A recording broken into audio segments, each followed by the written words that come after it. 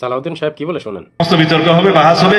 আসুন ভাই, সব জাতীয় সংসদের ভিতরে ঢুকে যাই, ওখানে সমস্ত বিতর্ক হবে এবং আলাপ আলোচনার মধ্যে দিয়ে যেটা জনগণ চাইবে, যেটা আইনানুগ হবে, যেটা সাংবিধানিক হবে, সেটা আমরা গ্রহণ করি। সালাউদ্দিন সাহেব, আপনি জনগণকে আহ্বান করতেছেন সংসদে ঢোকার জন্য, তাই না? আপনি দেখেন, এই যে আপনার এই কথাটা বলছেন না, আমি জানি এটা আপনার মুখ ফুসকে বের হয়ে গেছে, কিন্তু এই কথাটাই না দেখবেন কিছুদিনের মধ্যে বাস্তবে পরিণত হবে।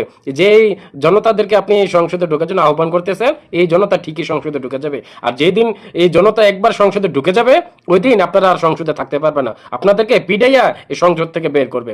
দেখেন, একটা মানুষ যখন বুঝতে পারে যে তার হায়াত শেষ, সে কিছুদিন পরে মৃত্যুবরণ করবে, ঠিক ওই মুহূর্তে দেখবেন তার ফ্যামিলির সদস্যদের কাছে, ছেলে মেয়ে স্ত্রী বা যারা থাকে ওদের কাছে গোপনীয় কিছু কথা বলে যায় বা তাদের কাছে ক্ষমা চেয়ে নেয়। যখন সে বুঝতে পারে যে সে আর তার আর হায়াত নেই, সে মৃত্যুবরণ করবে, ওই লোকটা তখন বলে যে আমাকে মাফ করে দিও, আমি ওই কাজটা করছিলাম, মাফ করে দিও, ওই কাজটা তুমি করো, ওইটা করো, মানে সে কিছু ওসিয়ত করে যায়। ঠিক আছে? তো ঠিক এই সালাউদ্দিন সাহেব ওনারাও বুঝছে যে ওনাদের হায়াত বেশিক্ষণ নাই, তাই অনেক সময় কিছু বলতে না ছিল মুখ ফুসকে আসল সত্য কথাটা বের হয়ে যায়। সালাউদ্দিন সাহেব ওয়েট করেন, ওয়েট করেন, যখন জনতা সংসদে ঢুকবে তখন আর আপনারা ঢোকার সময় পাবেন না, সুযোগ পাবেন না। Just wait and C.